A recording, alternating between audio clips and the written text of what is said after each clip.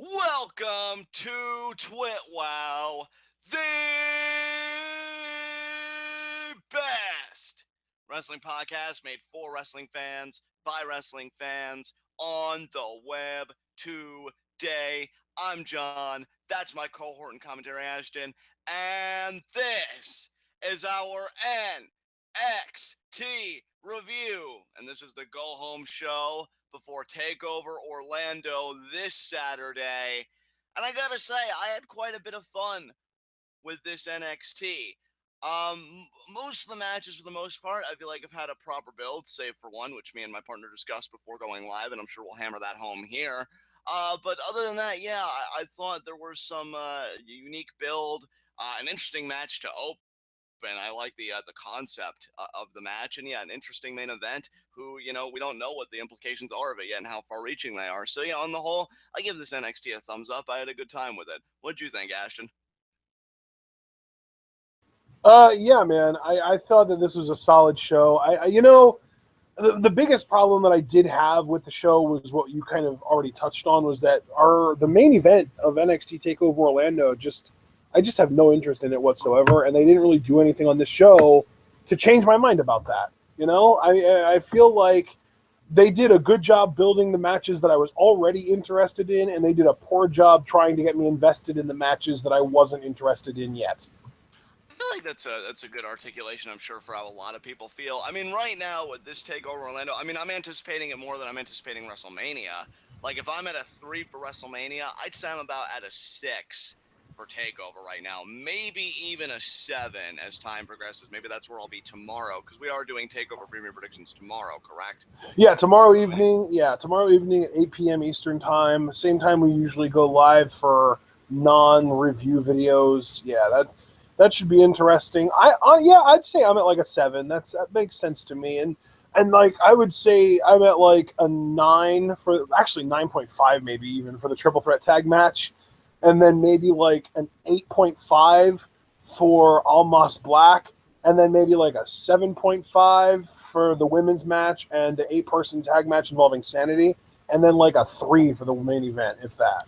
See, and I'm same grade as you for the tag match, 9.5, and 9.5 also for Almas and Black, because I just love me some Almas and Black. Tommy End, we know he's good, so that should be a solid bout. Main event, I'm about there with you too. 3, Asuka Ember, simply from an in-ring standpoint, I'm an 8.5. I think those two are going to kill it. I can't wait. And yeah, even the Sanity tag match, I'd say I'm about a 7 for that. I'm not super stoked for it, but I really love what they did on NXT last week, and I'm really curious about Ruby Riott, so that's enough to reel me in. But yeah, main event is weak as hell.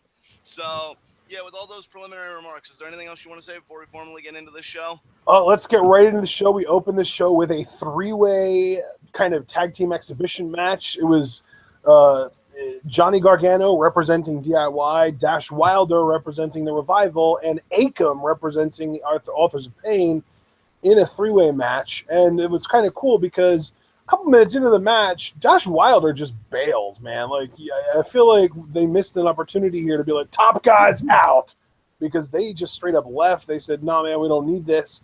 And it got down to just Johnny Gargano versus Akam from the Authors of Pain. And Gargano fought his little heart out, man, didn't he? Yeah, he did. But partner, I have to say, I hate to do this to you because you had an excellent foundation there, but we totally skipped over Heat of the Night, so I'm assuming you don't even have any. Do you have any Heats of the Night or any nitpicks about the show that you wanted to get out in advance? Well, I mean, I feel like I think the reason that I felt okay with skipping over that segment is because I already kind of aired my complaint, which was the lack of build for the main event. Right. Okay. I just wanted to touch on that because, yeah, we don't normally just, hop over it, save for Lucha Underground, because we know that show is just so good. But yeah, I agree with you about this opening match. Like, I thought the premise was clever. I like that it was a triple threat with like one individual from each team, because it's kind of like a preview, but it's not. And I like that it can walk that line. I thought that was really cool. And I like the strategy of the Revival, dude, because that's really been their story. Like, yeah, we deserve a rematch simply because it's pretty much the equivalent of John Cena recognize, Revival recognize. We're 2-time NXT Tag Team Champions. We've beaten everybody. We're the best that's ever done it. And they really have been keeping their distance from the Authors of Pain. and DIY, in the midst of like all three of these guys doing battle recently. And I like that. And that continues here because Dash just nopes the shit out of this match when he just gets a taste of offense. And he's like, nope, nope, wiping my hands clean of this. And then Johnny Gargano, like you said, fought his heart out like the baby face that he is. And him and Akam, they put together something decent. And I like here that both guys really play their roles to perfection. Johnny being the babyface that gets ragdolled, and Akam being the monster that just, breathes intensely and does stuff because he power bombs Gargano. But then out of nowhere, Scott Dawson comes in, wraps his arms around Akam's leg, to restrain him, and Dash comes in and he steals the pin.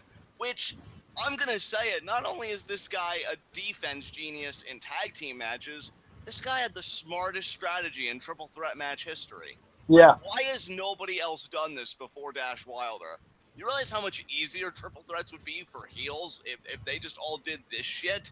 So, yeah, kudos to him for once again writing a new chapter in the fucking book. Fun match, and I really enjoyed the way that. And it wasn't the final chapter because the Authors of Pain didn't win. Exactly. So, yeah, I really enjoyed everything about this, man. I thought this was good. It was one of those middle chapters with some really strong character progression. There you go. Because that's what Dash and Dawson have, is character. Yeah. Yeah, so I agree with you. Great triple threat strategy. Never been done before that I know of. And if it has, it was either so long ago that I don't remember it, or I was just, not paying attention. Either way. Yeah, so what came after this? Heavy Machinery is advertised because we are getting them up next. But before we get to the match, we got an Aleister Black vignette. Yep, the last one before TakeOver this Saturday. Again, I like the aesthetic of these. It's weird because it's one of those vignettes where, like, I can make out some of the stuff he says, but not really all of it if I'm being truthful. I did notice, though, that the theme here seemed to be that he was talking about society's morals, what they dictate to be good and evil, and I guess Black's just coming in and kind of defying those descriptions, so to speak. So, like, he's going to push back against the social order of morality. And it's funny because I know our good fan in chat here, Brandon Best, like, he is a Tommy N fan, and I was just thinking, yeah, this seems like stuff that Brandon would kind of walk with. So I think you'll fall in love with this Aleister Black character, brother. And yeah, I can't wait for his match with Almas this Saturday. I think those guys are really going to put on something fun. So good vignette, but nothing more I can really say about it. Yeah. I just like that the vignettes are all ending with fade to black. Yeah, I like that too. And then there was like this weird, vague, almost Wingdings-esque font at the end, and I have no clue what it was supposed to say, but maybe it'll be revealed on Saturday. Yeah, we'll see. And then we got Heavy Machinery versus the team of Jonathan Ortigan and Mike Marshall. Now, I know you've been really excited to see Heavy Machinery again, so I'm going to give you the reins on this one. What did you think of this tag match? It was fun. It was a little bit underwhelming just based on what I feel like I was expecting from the match that they had against Strong and Aries, but maybe I enjoyed that match as much as I did more because of Strong than anything else, Possibly. I mean, I definitely think these guys have something. I think like Tucker Knight to me is really generic, and even though I think he's pretty good in the ring, I see Jack Swagger in his future. You know what I mean? Yeah. I mean, here's the thing. Sometimes guys should just stay in a tag team because when you try and break off into singles, that's when you kind of hydroplane. And I don't know if that's Tucker Knight. I will say this, though.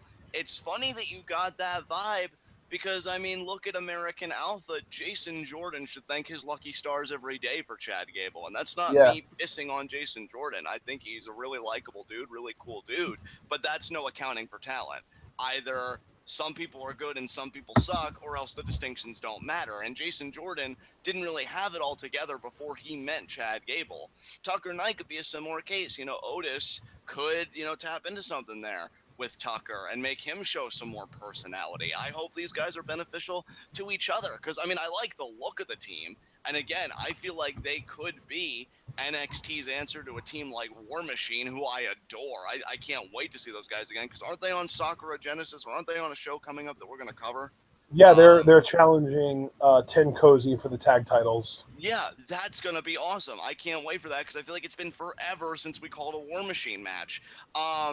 So, I have expectations for these guys, don't get me wrong, but I'm glad we're going to be seeing them on a consistent basis now, because now we'll get to see the polish and the refinement and everything, which is one of the most beautiful things about NXT. And I think we'll really see these guys grow, and I'm excited for them. And hell, this is actually the double team finisher where I think, was it Otis that slammed Tucker on the opposition, or the other way around? Because I know you were right the first time. Otis scoop slammed Tucker Knight on the other guy. Yeah, like, I've seen that move before, but it was never with guys that look like they do. So guys that look like they do doing it, I can buy that as the finish, because that's a hell of a ton of weight hitting your midsection and liquefying your internal organs. So, yeah, I mean, I think these guys have a lot down. It's just a matter of, watching them get better now. So I thought it was a good match, good explosive power. I like the bear hug spot where Hugger's got him in like the bear hug, and then he just tosses him over to Otis and he just resumes the hold. Things like that the crowd are going to get into. And I like that they get that early. So, yeah, good stuff, man. Yeah, man. Tucker Knight, I think he's actually only listed at 6'2". I thought he was taller. Oh, that is interesting. Yeah. Yeah, I would have guessed like 6'4", 6'5", but he's only listed at 6'2". Meanwhile, Otis Dozovic, a.k.a. the human bowling ball, is 5'10", 310 pounds. Damn. Yeah. And the crazy thing, too, is that he's a really young guy. He's only 25 years old. And see, again, I love, as tentative Well, as I am. I mean, to be fair, they are both young. Tucker Knight is 26, but, still, they're both on the young side, but I just think Otis is already, like, facial expressions and, like, complete package further along than Tucker Knight. Definitely. And again, like, for me, I see, albeit very weak, I'm not, like, marrying this freaking comparison. I don't want to make it seem that way. But again, I go back to Alpha, because Chad Gable, I immediately thought, oh, man, this guy beats Jason Jordan with charisma for days. And, yeah, I do think Otis has a little bit up on Tucker, but hopefully Tucker can catch up, and, we'll see. But, and I will say this, because you mentioned their ages, as tentative as I am about WWE going on this goddamn signing spree of who's who, because it's really starting to frighten me now, I will say I will never begrudge them getting all of these youthful performers and these really young guys, because that is, hopefully, if you ever choose to take a risk and invest, your future. So, good for them on that, and good for Heavy Machinery getting the win here. Yeah, good for them for sure. Like I said, I think Otis Dozovic has, it's funny because if I say this, a lot of people are going to be like, what? No, but honestly, I see some Dusty Rhodes in this guy. I can't, I can't echo that sentiment. But then again, I've always felt like you've had a keener eye than I do. So I'll take your word for it. He's just so he's so expressive in the ring. And I kind of get this feeling that, like, if the WWE were to ever do with him what they've done with every monster heel ever and turn them into a smiling babyface, he would almost be, like, transcendent at that point. Like, I feel like he has the kind of charisma and, I guess, expressiveness to pull that off and maybe even excel in that role. Right. And hey, man, that's the beauty of wrestling. You never know where somebody is going to go. By this time next year, we may be talking about how these guys are either current or former NXT Tag Team Champions, or how one of them may be doing something in singles. You never know. And, I can't wait to see what the future holds for these guys. Yeah. Okay, so after the Heavy Machinery match, we got the NXT Women's Championship contract signing that I totally predicted would be happening last week, even though it wasn't even advertised. Yeah, and it wasn't even really that long of a contract signing either, from my recollection. Like, it was done in Riggles' office. I'm telling you, man, NXT is phoning it in pretty much across the board. The only reason I'm excited about the tag team match is because of the performers involved, not because of the build of the match. Right. And see, I know we kind of sigh and whatever about contract signings, but I was actually looking forward to a formal contract signing with these two because I thought they needed it. Because even for as excited as I am, remember, when I was giving my numerical kind of scales to counter yours, I did qualify for the Ember Asuka match 8.5 from an in-ring perspective. Narratively, this match has no teeth. And I am not blind to that fact. And I really wish they would have had a So full again, contract though, signing. that you're kind of doubling down on what I'm saying, in that you're not excited about that match because of the build. You're excited about it because of the performers. Precisely. That's a problem to me. Yeah, I agree.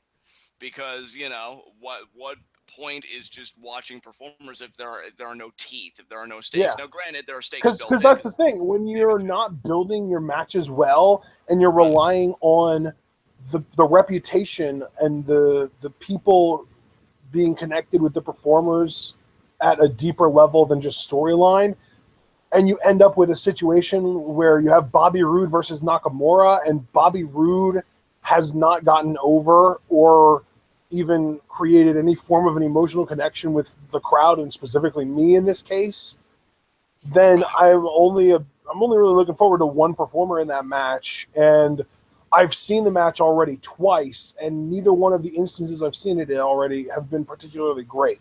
So there's literally nothing about Nakamura Roode that gets me excited about it, because it hasn't been built well, which is kind of what NXT has just done. Like, they're just not building anything well on this show.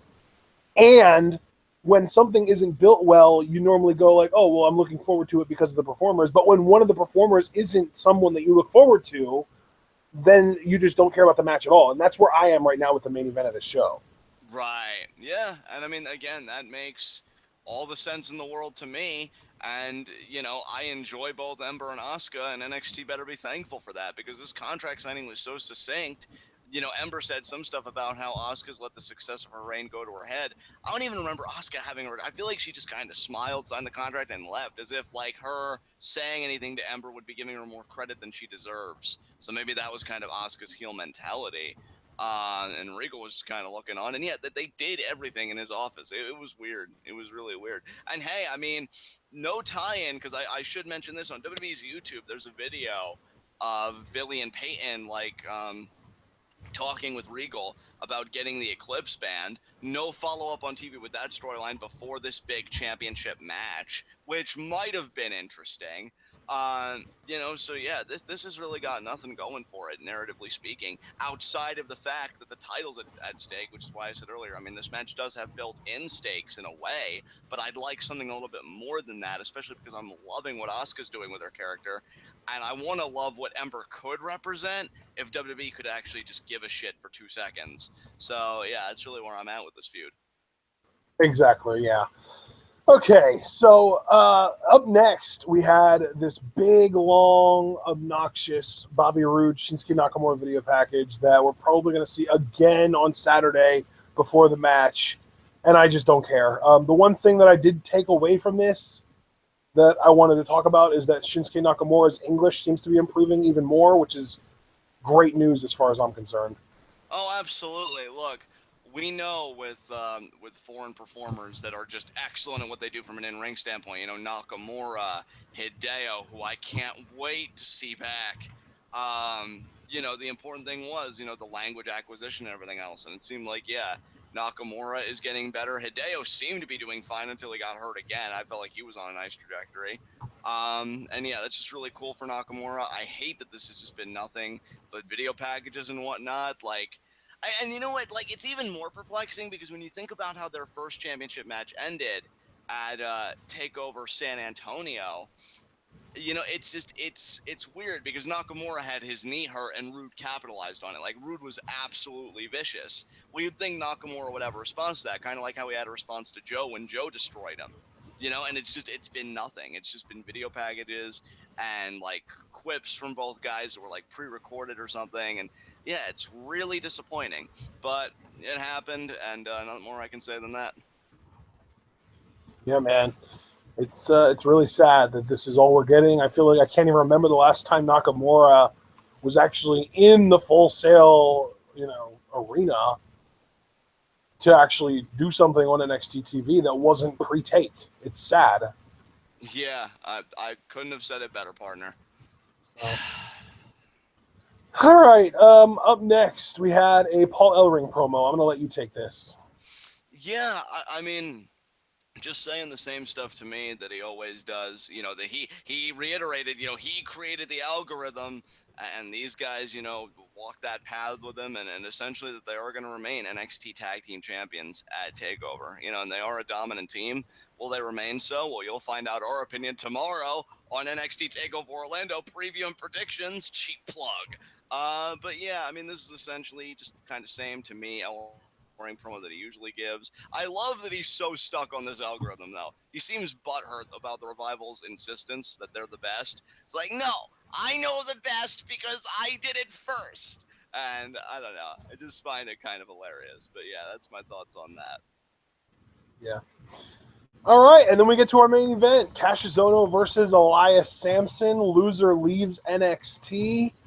I'm not really sure why you would choose to have the main event of your go-home show not have any implications for the TakeOver special, but here we are, and I enjoyed the match. I thought this was a fun match, but, it doesn't really matter because now Elias Samson is getting called up, and Ohno has whatsoever on the TakeOver card.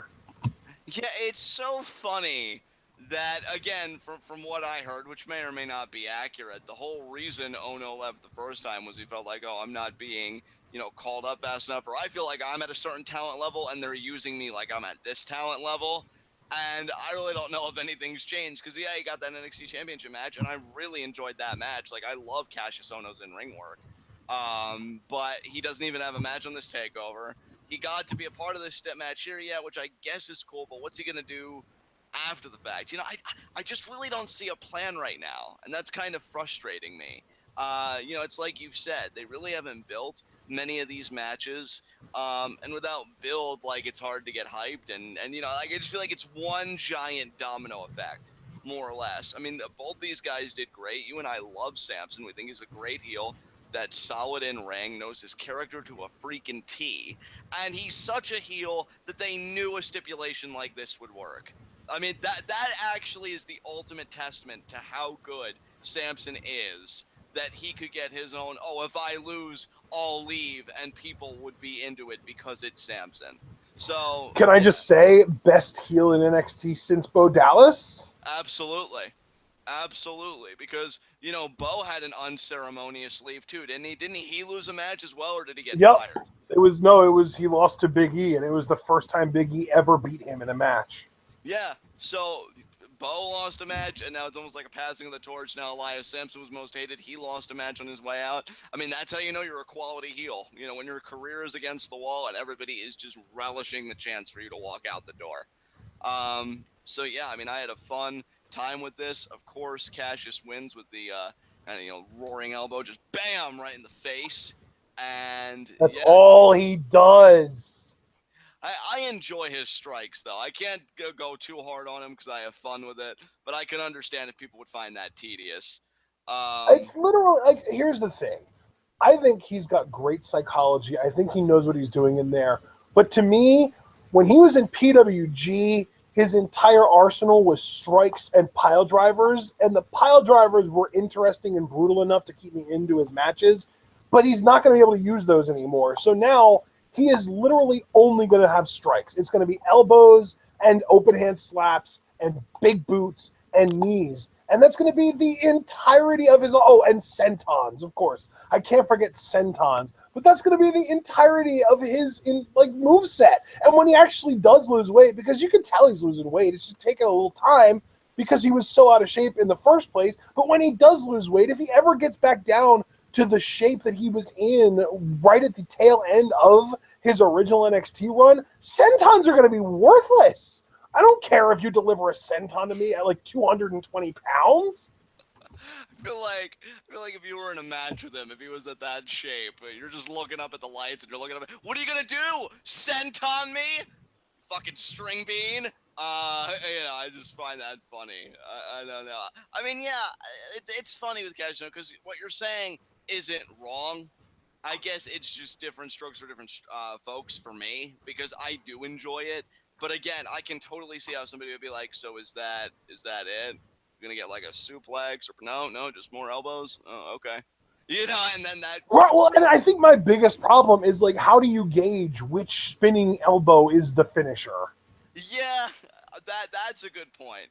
I feel like if he had a setup move, which I feel like is kind of like that cyclone kick he does possibly, is his setup. Like anyone that comes after that may be the finish. But I think if he had like a definitive, clearly outlined setup, maybe that would make it a bit easier. But I think it still doesn't alter the core problem that you're addressing, and that's just Yeah. kind of the repetitive nature. Yeah, because like at this point, the only way that you know that the strike that Cassius Ohno threw was a finisher is because of the way his opponent sells it. Like that's it. Right, right. Because he throws discus forearms / elbows multiple times in every match, and he throws multiple big boots and knees and open-handed slaps in every match. But then in this match, even though he had been throwing discus forearms and elbows all match long, that was what he used as his finish, was just, I guess, a really hard discus elbow. Like, if you can throw a discus elbow so hard it knocks your opponent out, why weren't you doing that earlier? Right. Yeah, and I see people in chat saying that they should let him use his cravats again, but I feel like that would only be a minor expansion. And while, I mean, it would be a step Yeah, in and the it would be a downgrade because it would be boring. right. So, yeah, I really don't know what the answer is, but I think this is just what we're kind of stuck with. Um, so, are there any other thoughts you wanted to express about this? Oh my god, I'm sorry. I just feel like I'm just getting more and more of a disconnect with NXT, and I just don't know how to handle it.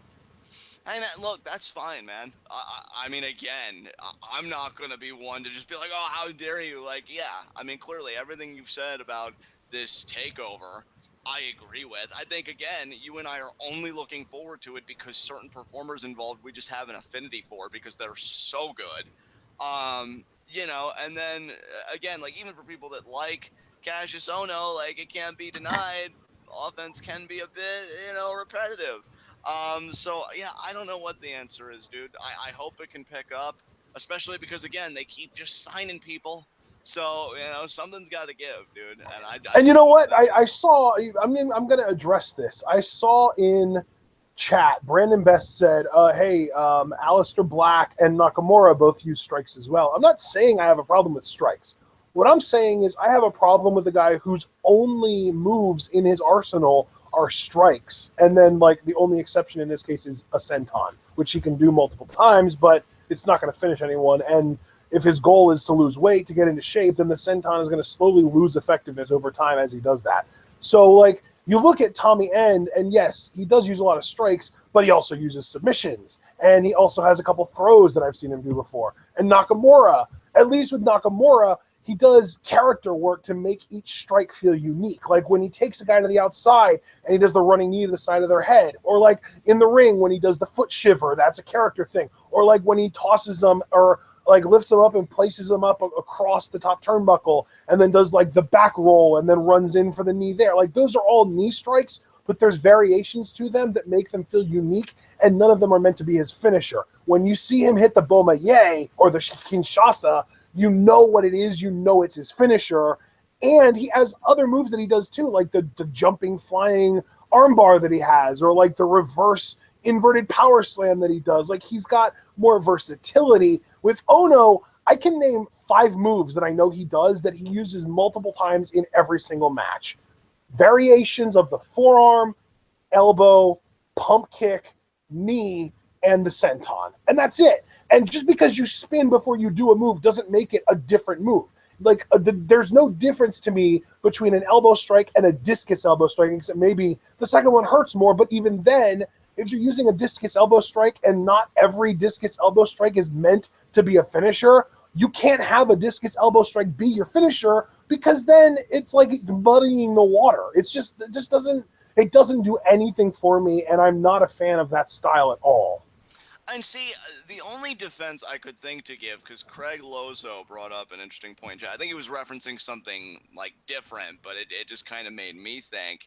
I think I could be even more forgiving, because again, like everything you're saying, I can't contend, but I think it would be more forgivable perhaps if Ono was a heel, and then you could just kind of work a bit of that character in there with, like, he's not only just trying to beat a guy, he's trying to take him out, kind of like when Orton first brought in the punt and he would take people out. I feel like with Ono's strikes, if they could do that, maybe that would make it more forgivable. But And at the end again, of the though, day, I you still want to come bring back. up like Ono as a heel works best when he's allowed to do pile drivers. That is true. Yeah, because his pile drivers are sick. And obviously that's not going to be a thing here. I don't know. I wonder if anybody like at the Performance Center sees what we see, and if they do they care enough to say something? And if they don't, well, I mean, Honestly, I'm that's at the point that I firmly believe that all they care about is that a person goes out and gets a reaction at this point. yeah. That I mean, really, what's one thing that you and I always say we hate, and that's apathy. I feel like that's kind of where WWE is. Is the guy getting a reaction? Yeah, let him be. That's it. Pretty much, yeah. That's pretty much where they are with Rude, too, because his theme music gets a reaction, even though nothing else does. Right. Well, getting off that because, Elias did lose, and then Cassius shattered his guitar, which, keep it classy, Cassius. What a dick move, right? Yeah, it wasn't cool, man. Wasn't cool. Like, Samson mildly annoyed you, so you end his career and break his source of income. Jesus Christ. Yeah, and at least, though, because I know Tom Phillips even joked that he wished Corey Graves was there for that match. I'm glad he wasn't, because the heel commentator would have had to change his goddamn pants. The babyface got rid of the one heel that annoys me, guys. Hooray! Yeah, so that happened. I don't know if Elias is going to be in the armbar or not. It seems like all the positions are filled, so I doubt it. I don't know when he'll debut. Maybe No, the I SmackDown mean, there are already 30 people in the armbar. I doubt anyone gets added. But, I Right. mean, the thing that concerns me most is that Samson will get pulled up and put on Raw, because then we're going to have to deal with the Graves issue all over again. Not only will they have to deal with the Graves issue all over again, good luck with him getting any worthwhile spots on a 3-hour show, which, I mean, at first when you hear it, it sounds ridiculous. Well, how could he not with 3 whole hours? But they'll stick him in some bullshit either with Titus O'Neil or Big Show or some crap like that. Whereas with SmackDown, he might even get similar treatment. He may start like a Kurt Hawkins like, but I could see him moving up. That's the thing. See, honestly, on SmackDown, I could see them immediately putting him in a feud with like a Kalisto just to get him over immediately, and then catapulting him into the Intercontinental title picture. And see, I think SmackDown's earned my trust enough where I could see your vision. It's just I don't know, because he is so good. I just don't know how good WWE perceives him to be, and that's really Which the is question that matters. ridiculous to me, because like it's pretty clear that he's incredibly talented. He's got arguably the best look in the like this guy looks better than Roman Reigns. Are you kidding me? Yeah. Oh man. So that was Am that. I'm sorry. Honestly, John, tell me if I'm being hyperbolic. I think that Samson looks better than Reigns, looks better than Rollins, looks better than Ambrose, looks better than, like, from a physique standpoint, he's the closest thing in WWE right now to Goldberg. Yeah, really, because I mean, I think he has more muscle, like better tone and everything than Rollins. I think he's got more appeal than Reigns, because hey, he doesn't wear a Kevlar vest. He goes shirtless when he competes. Well, dude, if Reigns would take his freaking Kevlar vest off, you would see that his like torso definition doesn't compare to Samson's. Right. So yeah, I mean, I'd say definitely one of, if not the best look in the company. And again, his character Competent in the ring. Very competent, because he knows his character and he plays it to a T, which I think is the most important thing. And yeah, can tell a story from A to Z in the ring. So yeah, he's got everything to be, I mean, to use that classical term, a mechanic, a solid Intercontinental champion, solid US champion. And yeah, I mean, I hope they give him that torch to run with. I don't know if they will, because I'm really not sure of anything anymore with WWE, even with all the faith I have in SmackDown. And I meant it when I said they earned my trust. They really have. They've been a great product.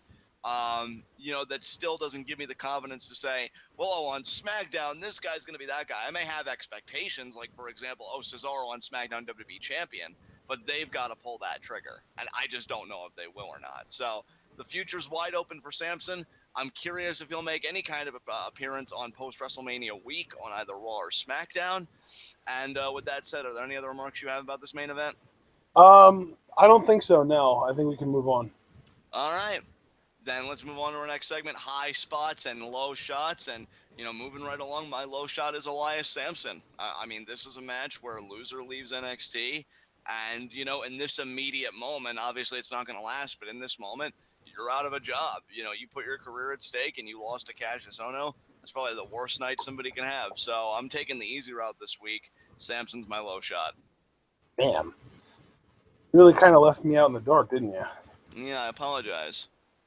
Aw, well, I wasn't even expecting an apology, so thanks. You're welcome. I'm going to take, for my low shot, Johnny Gargano. Oh, there you go. That makes sense to me.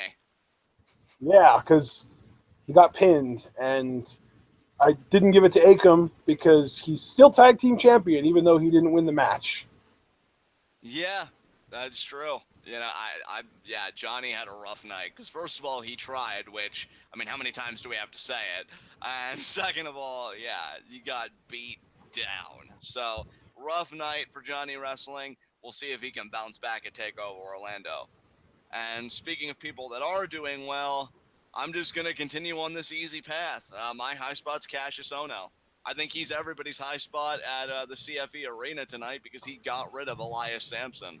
So, good job there for Cassius. And, that's all I got to say about that.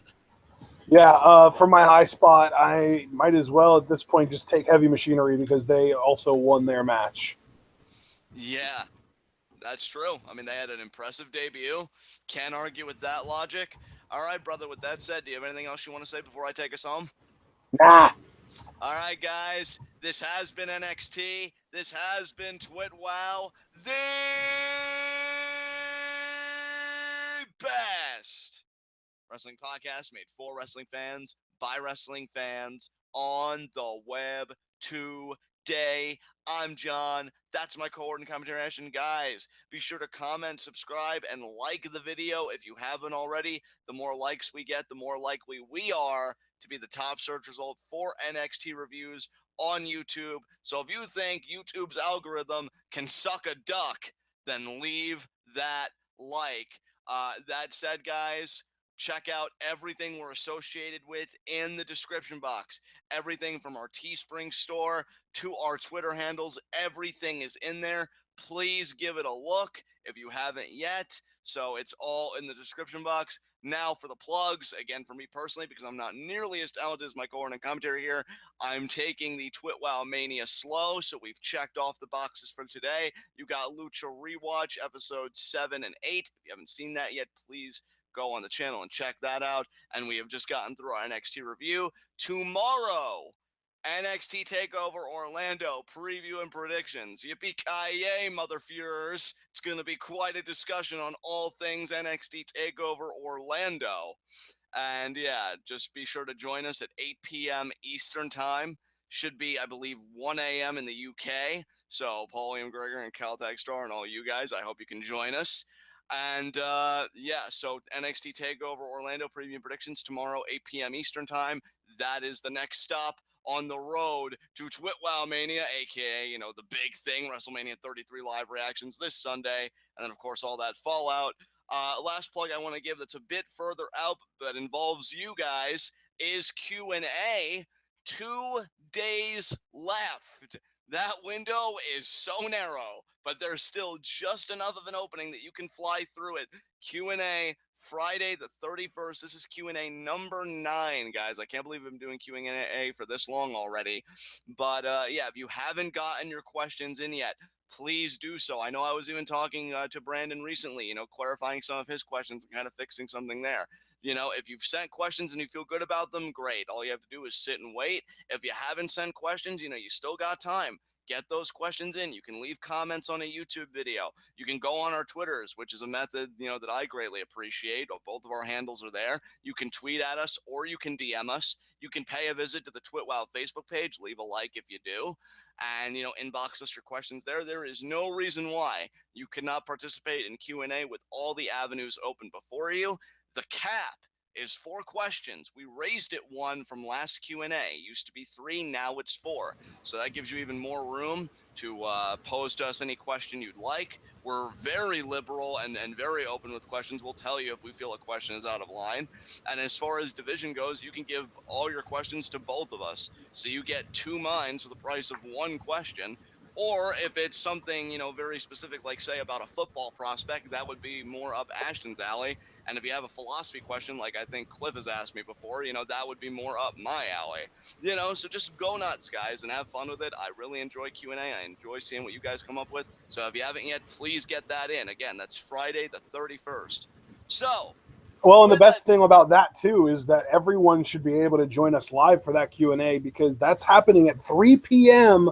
Eastern time on Friday. It's earlier than usual. Usually our Q&As go live at 8 p.m. on Fridays, but now we're doing it earlier because we're doing a WrestleMania preview predictions Friday night. But because of that, our Q&A is going to be more accessible to everyone that we know are fan, because in general, our audience is a majority North America and the UK. So if you are from North America or the UK or even Europe, anywhere in Europe, it'll be a lot easier to join us at 3 p.m. Eastern time than it normally would, because then you don't have to stay up to ungodly hours of the night. And if you're on the west coast of the U.S., noon isn't that early. No. And, it'll be great that we're doing it even earlier, because, Friday is going to be packed, because we have that and, I believe, WrestleMania 33, right? Preview and predictions. Yeah, so, WrestleMania 33 preview predictions Friday night at 8 p.m. So, Friday, you got a doubleheader for TWitWoW Mania, brothers. So be sure to join us, guys. Until then, that's all from me for now. We'll see you tomorrow for NXT TakeOver Orlando preview and predictions. Again, that is at 8 p.m. Eastern time. Tune in and peace out.